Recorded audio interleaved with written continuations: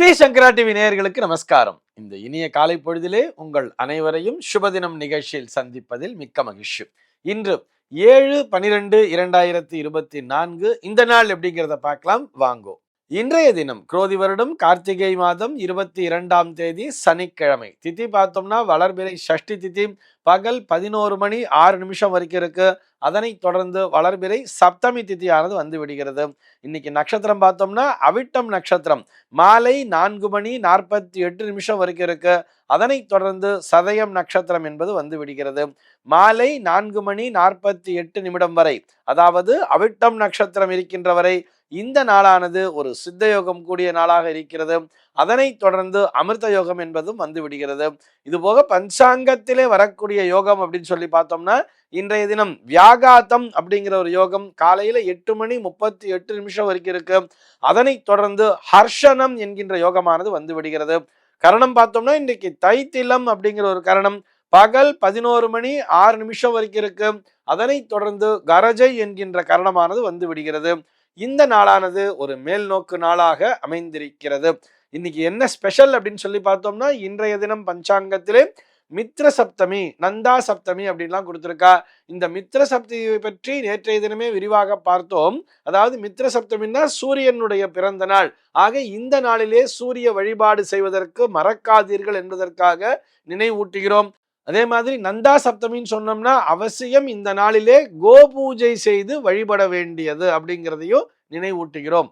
சென்னையை பொறுத்தவரை இன்றைய தினத்தினுடைய சூரிய உதயம் என்பது காலை 6 மணி 22 நிமிடத்திற்கும், சூரிய அஸ்தமனம் என்பது மாலை 5 மணி 38 நிமிடத்திற்கும், சந்திர உதயம் என்பது பகல் 11 மணி 14 நிமிடத்திற்கும், சந்திர அஸ்தமனம் என்பது இரவு 11 மணி 17 நிமிடத்திற்கும் சம்பவிக்கிறது. பிரம்ம முகூர்த்தம் பார்த்தோம்னா நாளைய தினம் அதிகாலை 4 மணி 41 நிமிடம் முதல் 6 மணி 23 நிமிடம் வரையில் நீடித்திருக்கிறது. சென்னையை பொறுத்தவரை இன்றைய தினத்தினுடைய ராகு காலம் என்பது பகல் 9 மணி 11 நிமிடம் முதல் 10 மணி 35 நிமிடம் வரையிலும், யமகண்டம் என்பது மதியம் 1 மணி 24 நிமிடம் முதல் மதியம் 2 மணி 49 நிமிடம் வரையிலும், குளிகை காலம் என்பது காலை 6 மணி 22 நிமிடம் முதல் 7 மணி 47 நிமிடம் வரையிலும் சம்பவிக்கிறது. தினாந்தம் பார்த்தோம்னா இன்றைய தினம் இரவு 1 மணி 36 நிமிஷத்துக்கு கொடுத்திருக்கா. சூலம் பார்த்தோம்னா இன்றைக்கு கிழக்கே சூலம் காலை 9 மணி 22 நிமிடம் வரையில் இந்த சூல தோஷம் என்பது உண்டு. அதற்குரிய பரிகாரமாக தயிர் அருந்திவிட்டு கிழக்கு திசையை நோக்கி பயணிக்கலாம் அப்படிங்கிறதையும் சொல்லி இருக்கா. இன்றைய தினத்தினுடைய ஆன்மீக தகவலாக நம்ம என்ன பார்க்க போறோம் சொல்லி பார்த்தோம்னா ஒவ்வொரு சனிக்கிழமை நாளுமே நம்ம மெடிக்கல் அஸ்ட்ராலஜி அப்படிங்கிற தலைப்புல பார்த்துட்டு வரோம். ஆக இதனை ஒரு ஜோதிட தகவல் அப்படின்னு தான் சொல்லணும். இந்த மெடிக்கல் அஸ்ட்ராலஜி வரிசையில நம்ம இன்னைக்கு என்ன பார்க்க போறோம்னு சொன்னா இந்த மஞ்சள் காமாலை நோயை பற்றி தான் பார்க்க போகிறோம். இந்த மஞ்சள் அப்படின்னு வந்துட்டாலே நமக்கு குரு அப்படிங்கிற ஒரு கிரகம் ஞாபகத்துக்கு வந்துடுறது இல்லையா? இந்த குருவினால் தான் இந்த மஞ்சள் காமாலை நோய் என்பது வருகிறதா அப்படின்னு சொல்லி கேட்டா குருவும் அதற்கு ஒரு காரணமாக பார்க்கப்படுகிறார். பொதுவா மஞ்சக்காமாலை அப்படிங்கறது வந்துட்டா என்ன சொல்லுவா? காரமா சாப்பிடாதே, எண்ணெய் பண்டத்தை சாப்பிடாதே, அதிகமா எண்ணெய் சாப்பிடதான் மஞ்ச காமாலைங்கிறது வர்றது அப்படின்னு சொல்றா இல்லையா? இந்த எண்ணெய் பண்டம் அப்படின்னு வந்துட்டாலே அங்கே குருவினுடைய தாக்கம் என்பது அதிகமாக இருக்கும். இந்த எண்ணெய் பண்டம் சாப்பிட்றதுனால என்ன ஆகும்? கொழுப்புங்கிறது உடம்புல உருவாகும் சொல்லுவா தெரியுமா? அந்த கொழுப்பின் மேல் அந்த கொலஸ்ட்ரால்னு சொல்றோம் இல்லையா, அந்த பேட் கொலஸ்ட்ராலின் மீது தன்னுடைய ஆதிக்கத்தினை செலுத்தக்கூடிய கிரகமானது இந்த குரு என்பவர் தான். அதனால்தான் இந்த மஞ்சள் காமாலை நோயோடு குருவினையும் தொடர்பு படுத்தி பார்க்கிறார்கள்.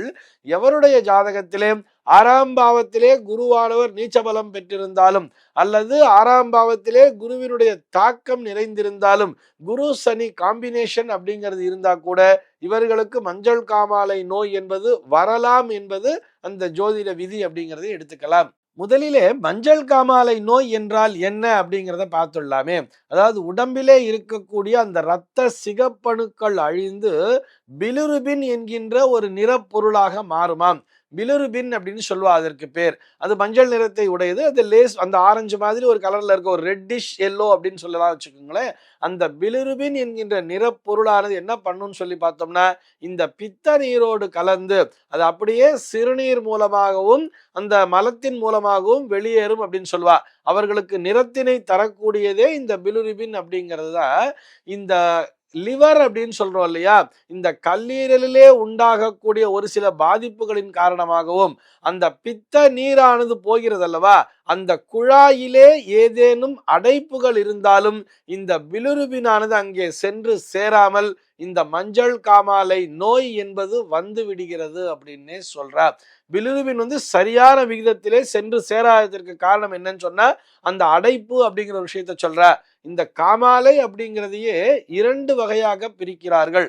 ஒன்று அடைப்பு காமாலை, இன்னொன்று அடைப்பில்லா காமாலை அப்படின்னு சொல்றார். இந்த அடைப்பு காமாலை என்று வரும்பொழுதுதான் அங்கே இந்த கொழுப்பு எல்லாம் சேர்ந்துருதுன்னு சொல்றோம் இல்லையா, இந்த கொழுப்பு தான் போய் என்ன பண்றதுன்னா அந்த பித்த நீரை கடத்த விடாமல் அந்த குழாய்களிலே சென்று அடைப்பினை உண்டாக்கி விடுகிறது.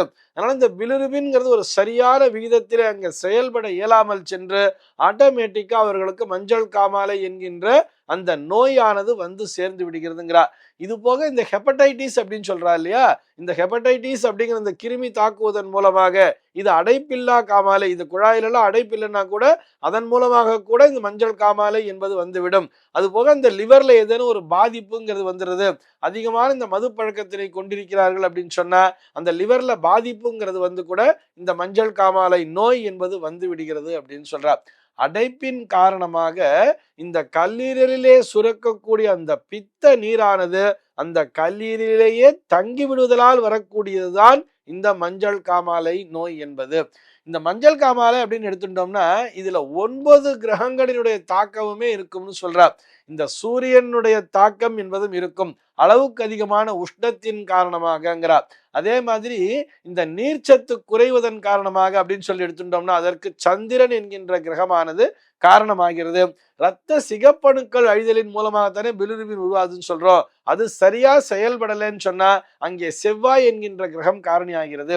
லிவர்ல ஏதாவது பிரச்சனை, கல்லீரலின் மீது தன்னுடைய ஆதிக்கத்தினை செலுத்தக்கூடிய கிரகம்னு பார்த்தோம்னா அது புதன் என்கின்ற கிரகம். லிவர்ல பிரச்சனை வர்றதுன்னா அதற்கு புதன் என்கின்ற கிரகம் காரணமாகி விடுகிறார். நம்ம ஏற்கனவே பார்த்த மாதிரி இந்த அடைப்பு காமாலை அப்படின்னு சொல்றோம் இல்லையா, இந்த அடைப்பு காமாலை பெரும்பாலும் நமக்கு மஞ்ச காமாலை அப்படின்னு சொன்னாலே அது அடைப்பின் காரணமாகத்தான் வரும் பொழுது அதற்கு குரு என்கின்ற கிரகம் காரணமாகி விடுகிறது. அதே மாதிரிதான் இந்த பிரசவத்தின் பொழுது பார்த்தோம்னா இந்த குழந்தைகளுக்கு எல்லாம் பார்த்தோம்னா மஞ்ச காமாலைங்கிறது வரும். அந்த பிரசவத்தின் பொழுது தாய்க்கும் அதே போல் பிறக்கின்ற குழந்தைக்கு வரக்கூடிய காமாலைக்கு காரணம் யாருன்னு பார்த்தோம்னா அது சுக்கிரன் என்கின்ற கிரகம். அதை சீக்கிரமா சரிப்படுத்திடலாம் அப்படிங்கிறார். அதே மாதிரி இந்த மது பழக்கத்தின் காரணமாக ஒன்று வருதுன்னு சொன்னா அது சனி என்கின்ற கிரகம் காரணமாகிறது. ஹெப்படைட்டிஸ் போன்ற அந்த கிருமிகளினுடைய தொற்று காரணமாக வருதுன்னு சொன்னா அதற்கு ராகு கேத்துக்கள் காரணமாகிறது. இப்படி 9 கிரகங்களும் காரணிகளாக இருந்தாலும் கூட அந்த அடைப்புங்கிறது குழாயில வராம இருந்தால், அந்த கொழுப்பு என்பது உடம்பிலே சேராமல் இருந்தால் அவர்கள் மஞ்சள் காமாலை நோயிலிருந்து பாதுகாக்கப்படுகிறார்கள்.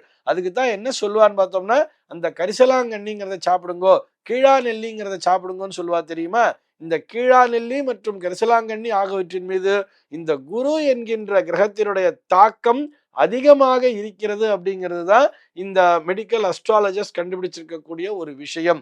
ஆக குருவினுடைய தாக்கம் நிறைந்த இந்த கரிசலாங்கண்ணியையும் இந்த கீழா நெல்லியையும் காமாலை இருக்கோ இல்லையோ தினசரியே நம்ம சாப்பாட்டுல உபயோகப்படுத்தலாம் இல்லையா. ஒரு 10 நாளைக்கு ஒரு தடவை அல்லது ஒரு 15 நாளைக்கு ஒரு தடவை வீட்டுல இந்த கீரைகளை பயன்படுத்துவதன் மூலமாக நம்ம உடம்புல ஏதோ ஒரு இடத்துல அடைப்பு இருந்தா கூட அந்த அடைப்புகள் அத்தனையும் நீங்கிவிடும் அப்படிங்கிற மாதிரி சொல்றார். இந்த தகவலோடு இன்றைய தினம் நான் உங்களிடமிருந்து விடைபெற்றுக் கொள்கிறேன். மீண்டும் உங்கள் அனைவரையும் நாளைய தினம் ஒரு சுவாரஸ்யமான தகவலோடு சந்திக்கிறேன். எம்பெருமானினுடைய திருவருளினாலே இந்த நாள் உங்கள் அனைவருக்கும் சுப தினமாக அமைவதற்கு வாழ்த்துக்கள்.